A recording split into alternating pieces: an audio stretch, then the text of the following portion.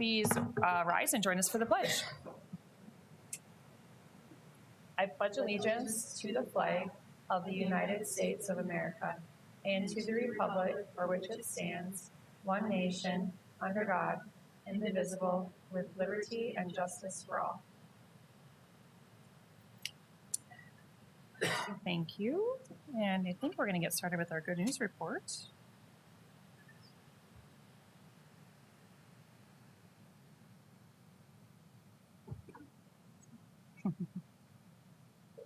Hello, surprise, that's you, right?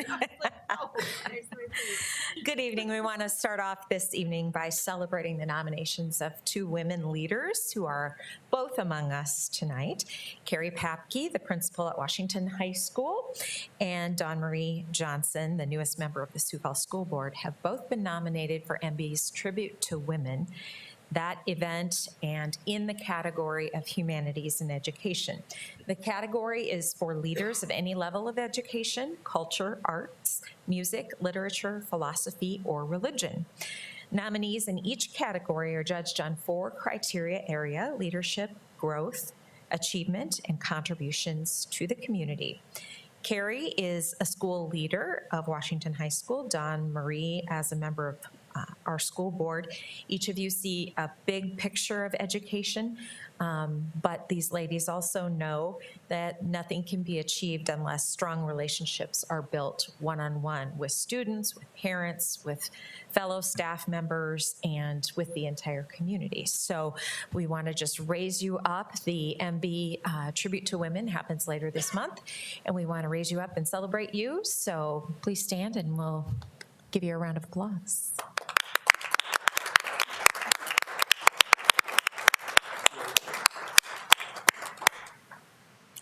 And it just so happened to be Carrie's night to attend. So that's our little gift to you. Yes, it worked very well. Now we have the second part of our good news report tonight. I'll spin this around so my friends have the benefit of having a podium here. We have a school spotlight this evening featuring Laura Wilder Elementary, and Principal Matt Semler and admin intern Emily Tompkins are here and will present that.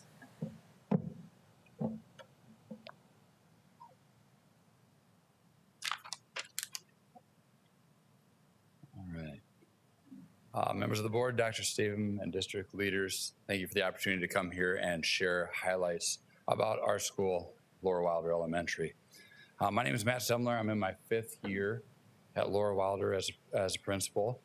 This is Emily Tompkins, our administrative intern at Laura Wilder. And over the next few slides, we'll try to hit as many highlights as we can as we discuss the history, current status of Laura Wilder, and some of our partnerships at our school. Laura Wilder Elementary, as you can imagine, named after the famous author Laura Ingalls Wilder. The elementary itself was established in 1956 with a staff of 16 teachers. It's amazing. When we get to the next slide, we can see how many we have now. But 16 teachers. And our mission statement at Laura Wilder, which we just revised here a few years ago, was we will educate the whole child using best practices in order for our students to reach their full potential. So current school demographics, we have about 490 students in our kindergarten through 5th grade programming. We currently have 20 classrooms, 19 gen ed classrooms and 1 RISE classroom at our building. And we, including part-time or traveling staff, we have 72 staff members that help our students achieve and do the best they can throughout their time at Laura Wilder. To give you a picture, paint you a picture of the boundaries for our home attendance center, is really quite vast. If you go north to south, 26th Street, all the way down to the Harrisburg district, so roughly 69th Street. And then most of I-29 all the way over to Minnesota Avenue is Laura Wilder. So it's quite a vast home attendance center with a lot of diversity, and which I'm going to let Emily speak about for the next second here. And As you can see, about half of our population is Caucasian, with a pretty even distribution between African American, Hispanic, Latino, Native American, and then students who are of 2 or more ethnicities. And we feel that this richness contributes to our positive school culture, and it is what makes Laura Wilder, Laura Wilder. All right, changing from demographics to more of the student achievement piece. We started our focus this evening wanting to point out our positive school climate and what we've done to build that school climate. Over the past year, we've implemented PBIS, as all the schools across the district have, including our core values. If you didn't catch on the first slide, we are the Bulldogs. So our core values, we use the acronym PAWS, which is positive, accountable, wise, and safe. And through these expectations and the corresponding program pieces, we've tried to improve our learning environment for our students. By providing a positive learning environment, we hope to impact not just our students in math and reading, but as all-around learners. To that end, we highlighted a focus area from our student climate surveys related to students' belief that their teachers help them to be better learners. We hope to see this number continue to climb as we help our students become better problem solvers and ultimately impact our student achievement. And in this next slide, we kind of see just a snapshot here over the last 3 years of our state test results. And we know they're up and down a little bit, but we've really used those to help set our goals, trying to improve our teacher clarity, help increase our students' goal setting, both short-term and long-term, and then working on improving our instructional practices through collaboration and staff professional development. And we've really been proud of our staff and all the work that they've done in that area. And we are blessed to have quite a few partnerships with our school, one of those being Asbury United Methodist Church. We have a fabulous PTA. The Teammates Mentoring Program comes in, that's up and running, and the Promising Futures Fund as well. We also are partners with the Sioux Falls Public Schools Education Foundation, and they have supported us in a variety of ways. 6 teachers this year received first-time teacher grants, and that is just an amazing support for new teachers as they get their first classrooms up and running. They also provide support for staff with grants and for families in need by working with our social workers. We have a number of great partnerships, but no conversation at Laura Wilder about partnerships can start anywhere else except with Asbury United Methodist Church. Asbury United Methodist Church is just southeast, kitty corner from our school. And when I talk about a group of people that cares and loves for our students, Asbury United Methodist fits that bill. They donate their time. They help us with special activities such as open house, bingo night. They provide members for our mentorship program. They adopt classrooms and go volunteer in the classrooms. And they're really willing to help out wherever we need. So they are just a tremendous partner. We're going to highlight a few more, but I'm so thankful that we have Asbury United Methodist Church as one of our partnerships. We are also fortunate to have an amazing PTA, very supportive. They also help bridge the gap, I would say, between school and home so that we're really building a culture that reaches beyond the walls of our physical school building. They do fundraisers through Skate City. They also do a book night, bingo book night, which is, as you can see there, it is quite the popular event. And they support our teachers just in a variety of ways in general. So they are some of our biggest supporters. Teammates Mentoring. We have partnered with Teammates since the very first year that they came to our district, or since they started working with students in our district. They started off with a number of students in our 3rd grade. This is right after COVID. And we actually had students online doing virtual mentorships just to get the program kicked off. And since then, we've just steadily built a number of students with mentors through that program. 2 years ago, we had 34 mentors. Last year, we had 38. students with mentors, and this year we're hoping to surpass the 40 mentor mark. These mentors, they stay with the students. I'm sure you guys, again, have probably heard of it before, but they stay with the students as long as the students are in the district. And, you know, we're excited to hear that we have 29 former students that are now in middle school who have their mentors continuing with them. Just so to see a program kind of develop from that middle, primary, intermediate time all the way into middle school now is something that we're really proud of. And we hope to continue connecting those students and making an impact on their lives, not just academically, but also on a larger scale. And of course, Promising Futures Fund, we've had a number of different experiences, books, many wonderful gifts that have come through that partnership as well. So with that in mind, we're very thankful for, like I said, all of our partnerships, and we're very excited about all the things happening at Laurel Wilder. We think it's a great place with some wonderful students and wonderful people. So are there any questions you guys have about Laurel Wilder? Anybody questions or Yes, I love the community supports. I mean, when you are a neighborhood school like that and you're surrounded by churches or other organizations, just to be able to bring them in and for them to obviously want to be a part of that because you're part of the neighborhood, I think it's just an incredible opportunity to have that support there within the neighborhood. So love to see that, and obviously strong PTAs are help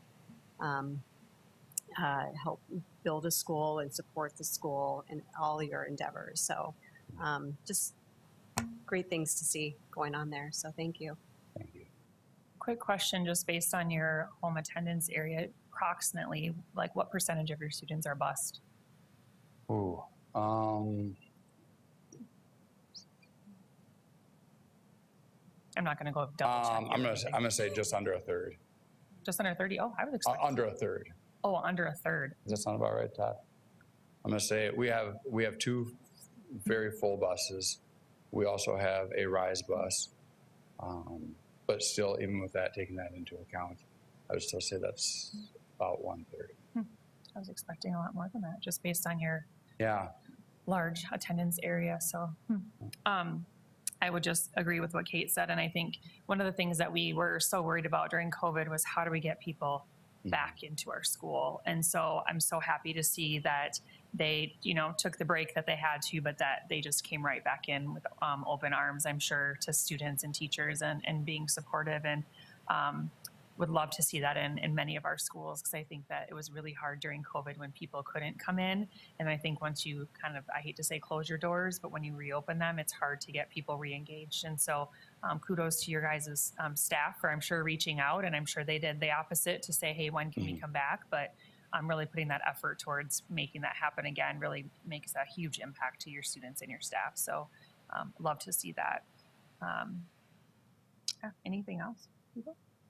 I enjoyed for a year. I enjoyed being at your school as a mentor and running into you all, and tell your office staff hello.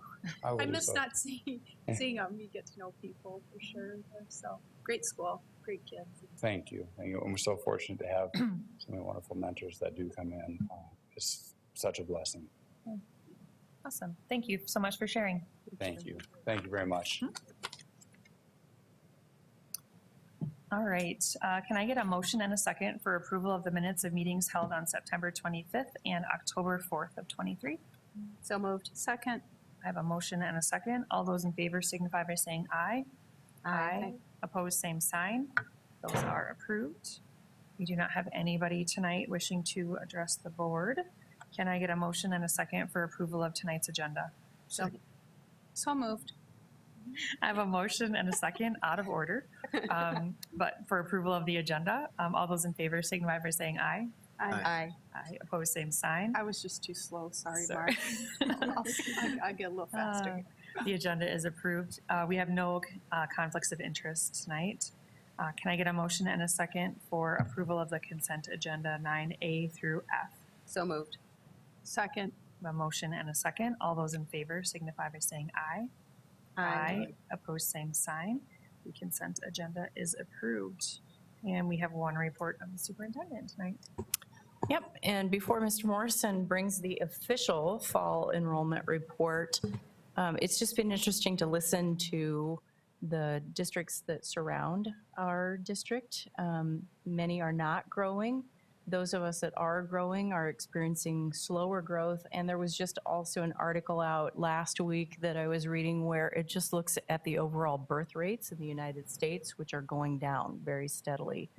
So I think it'll be interesting to look at the trajectory of our city as we see so much growth here, growth in housing, growth in people coming to the area, yet reconciling that with district growth. Typically those things have gone hand in hand where that equaled children, and that may not necessarily be quite the same pattern moving forward. So I think we're in good shape when we look at our buildings and bringing our last elementary online where there is density of housing going in out by McGovern. But I just think for this board and for future boards and administrators in this district, it will be really interesting to see 10 and 15 years from now, what did the trajectory do? We covered kind of the post-COVID version of that, but if birth rates everywhere are going down, what does that mean? So with that, we'll see what the official number is. All right, good evening. Happy to be here tonight to give you the final numbers where we ended up. And if you recall, about a month ago, I was here giving you some preliminary numbers, which we always do a report as of day 4, just to give a rough idea of what's going on and then try to predict out from what's going on.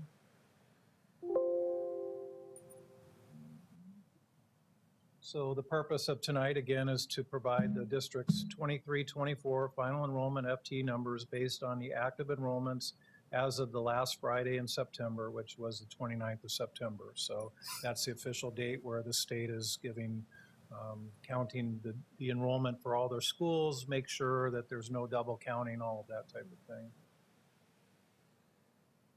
So where we are sitting right now is that we are sitting at K through 12 at 24,380, which is about 149 more students than we were at this time or at last year. Little interesting phenomenon is typically what happens, we take the day 4 count and then we see our enrollment go down because we've rolled students in and they don't show up and we have to drop them or they're moving. And so typically, like last year, we saw a reduction of about 80 students from our preliminary count. This year, we were up about 26 students. So we didn't see that. And the reason being mainly is because we had a lot of kiddos moving into the district that just started after day 4. So I think as we get more and more students coming in from either out of state, out of country, they may think that school starts on Labor Day or whatever, and we just have kiddos that are showing up later in the year. So up about 149. You can see K through 5 and 6 through 8, basically spot on to where they were last year, very flat enrollment. Where we see our growth is in the high school range. And then junior kindergarten, we're down a little bit, and then pre-K, we're up a little bit. So that's where we are.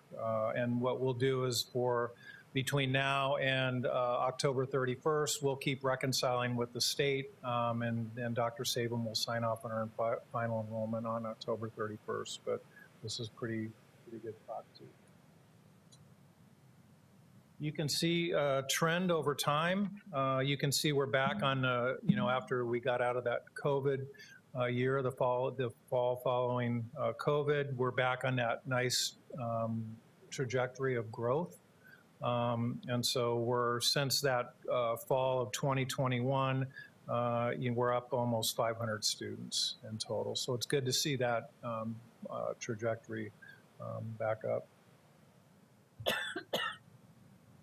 You can kind of see again where we saw the growth. I talked about K through 5 being flat and middle school as well, with the growth in high school. There's really 2 ways to look at, sort of the grade. There's the grade that they are, so you can be a sophomore cohort-wise and still classified a 9th grader, right? And so that top bar is really how they're classified. looking at year over year. On that bottom chart, I give you a little different view of what it looks comparing last year's cohort as they move through. So obviously we had 1,920 new kindergartners, and then you can see kindergartners moving to first grade and how, you know, each cohort did. And then you can see the 12th grade cohort, which was 1,640 drop off. So it's a little different view. It's something we have to take into account when we're trying to predict enrollment. But as Todd can attest to, it's getting harder and harder to predict enrollment. That gives you a little bit of a different view, looking at it grade by grade. We also look at it by school, which the same things that I showed you earlier with the preliminary enrollment really play out here. The schools that we expected to change because of boundary changes changed just as we thought they were. So Harvey Dunn grew by that boundary change we made over by Rosa Parks. Hawthorne changed by the students that we moved in there from Renberg. And then you can see Renberg decreasing, which we needed to, and then Rosa Parks. And so those worked out very well and ended up being very predictable to what we thought. Middle schools, for the most part, stayed very flat. No major changes to any of them. And then high schools, same thing. You know, we can see pretty much growth in Jefferson, Lincoln, and Roosevelt, and a little bit of a downturn in Washington, but overall up about 160 students at the high school level. Real quick before you change, the CTE numbers, are those the outside of district CTE kids? The CTE numbers? Yeah, on your grid. Well, what happens is after they get a portion of their FT, if you will, gets attributed to CTE. Okay. So if they're spending a third of their time out there, then a third goes to CTE. Okay. So, got it. Thank you. yep. And then open enrollment, just to give you a view into what's happening with that. Open enrollment went up this year, just short of 1,000. And then you can see the schools on the left-hand side that are benefactors of open enrollment. You'd see your traditional schools that we have seen historically, the Lincolns and the Edisons that have some of our specialized programs, Sonia Sotomayor. And so one that you see on there is Jefferson now, which had an increase in open enrollment. So we see, and then if you relate that to the table on the right, those are the school districts where our open enrollment are coming from. So you can see Brandon, Harrisburg are our two biggest providers of open enrollment. But then you see the T area, but then Tri-Valley and West Central is really where you see some of that open enrollment going into Jefferson. So but nice to see it up year over year, meaning that parents want to send their kids to our schools, and that's a good thing.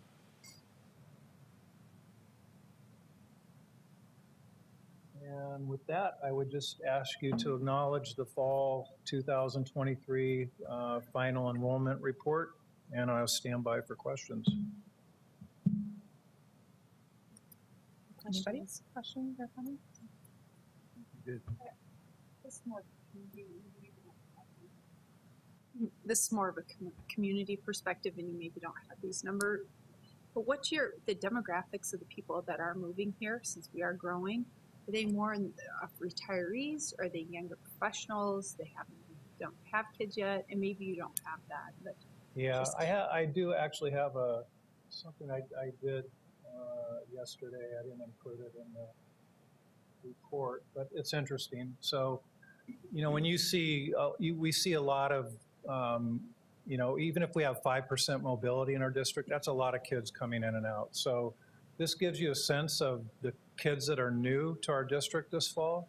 So you can see we have, in state, we've had about 600 students that have moved from other, you know, school districts in the state into our district. But interestingly enough, we've had about 558 from other states, and then you can see from that chart where all they're coming from. It's interesting. They're coming from all over the U.S., right, as they move to Sioux Falls.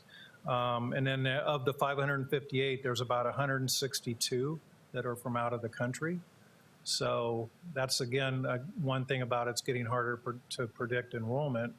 Birth rate is one thing, right? But then we have an inflow of students and we have an outflow of students.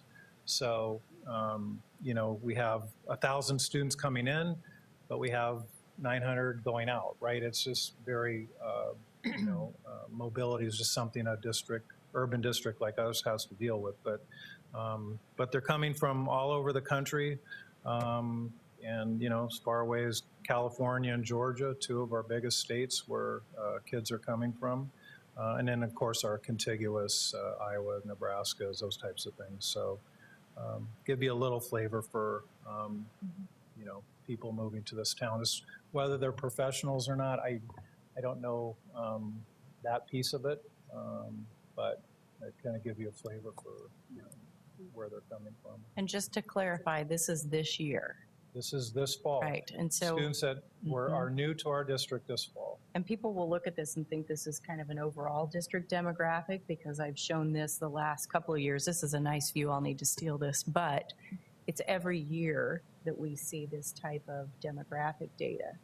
And so when you think about that, just in terms of a school profile, as Matt showed what they're working on academically, one of the things we're trying to do more and more is look at cohorts of students, but yet we know that those cohorts change every year. So when you think about our ability to test kids year over year over year, we can look at that. But then we also have a fair amount of fluidity with the kids changing from year to year, particularly in our schools that are more mobile than other schools. So there's just a lot of moving parts. Our job is to take kids wherever they are, whenever they walk in our front doors, and that's what we do. And then the other phenomenon is the homeschool, right, population coming in, going out, right, which affects us as well, which is hundreds of students, right? It's not just a few. And so we have to deal with that as well. So, and I'm going to add commentary to that too, because that's a narrative that's kind of in the news right now, and we'll maybe spend some time on this at some point, or I can include it in my memo. But the data that we get from the state as far as homeschool students, particularly in a district this size, is getting harder and harder to know what's factual because of how it's being tracked or really how it's not being tracked. And we may have students that move to Sioux Falls that then homeschool that were never enrolled, yet if you look at who's being homeschooled in Sioux Falls, it looks as if they may have left the Sioux Falls School District to be homeschooled. And we also don't have great numbers. We're trying to pick those apart right now as to who has re-enrolled. And Doug's correct. We have a lot of students that go in and out and in and out. It might be related to attendance. It might be related to a discipline issue. And a parent throws up their hands and says, well, then I'm just going to homeschool. And as we know, the law got changed a few years ago to you register with the state and that's it. There are no checkpoints. And so that's why our data is getting harder and harder to discern. So we know there's a fair amount that may choose homeschooling, but we also know we have a lot of kids who re-enroll, and we're trying to capture some of that data. It's not easy to capture. So just know that when we see those statistics thrown out in different arenas, we have to look at them with a careful lens, because we can't take it at face value until we really dig into the data to see actually what's real. I just took a chart the other day that we had from last year, and I just cross-referenced with who is now re-enrolled, and it was a third of that list. And so it's a real significant number who re-enroll. So we don't know, my first question was moving out, where are they going? We don't know necessarily unless they, the process with there's the no state, exit interview. the homeschool is very, it's less than detailed, right? The requirements for a parent are very minimal, right? And so it's hard for us to extract any meaningful data from what the state has provided. We can go off of our records as to what people have told us, right? And try to, gather data that way, but it's not a perfect science by any means. Unless they enroll in another district. Yes. Then we know where they are. Okay. Yeah. Yep. Well, thank you. Very interesting information. And I would just remind people that we don't just pull this because we're curious. This is our funding mechanism. And so it's important for us to know who are we educating, how many people, so that we can create our budget then for the rest of the year, or stick to the budget that we created, I should say. So these numbers are interesting and tell us a lot, but they also help us to inform what we get to do with the money that we get for our state support. So thank you very much for the update, good information. Can I get a motion and a second to acknowledge the K-12 fall enrollment report, please? Second. I have a motion and a second. All those in favor signify by saying aye. Aye. Opposed, same sign. That motion passes. Anything else before executive session? No? If not, can I get a motion and a second to move into executive session, SDCL 1-25-2, parentheses 3? So moved. Second. I have a motion and a second. All those in favor signify by saying aye. Aye. Opposed, same sign. All right, we are in executive session.